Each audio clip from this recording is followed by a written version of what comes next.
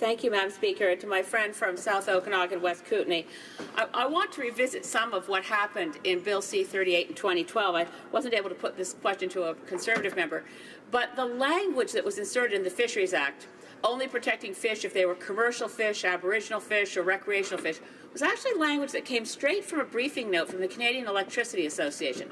It didn't come through DFO scientists, it didn't come from experts, it came from an industry lobby group. It reminded me of something, nothing that I'd ever seen in Canada. It reminded me of the Bush administration. And it put 80% of the 71 freshwater species in this country that are under the Endangered Species Act, it put 80% of those without any protection at all. I wasn't a witness before the committee. I was never able to answer a member's question. But I know in my own riding that constituents called me all the time about certain stocks that were being overfished or clam beds that were being overharvested where they couldn't get DFO to act because they simply didn't have the resources and they didn't have the impetus for fish habitat protection because of the changes made in C-38. The honourable member for West Kootenay, South Okanagan, West Kootenay, sorry. Thank you, Madam Speaker, and I'd like to thank the member from Saanich Gulf Islands for that question.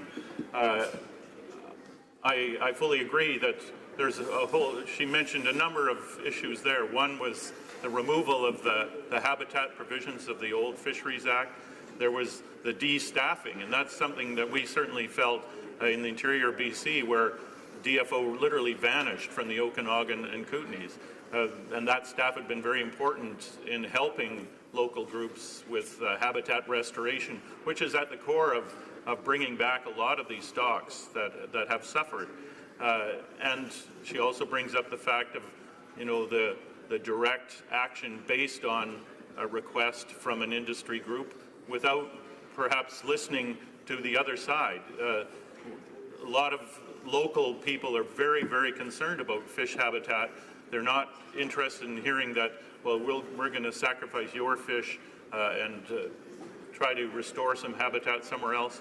So there's a lot of issues that came up in the last few years that concerned a lot of people, and these people are very, very happy to see this habitat and other protections restored.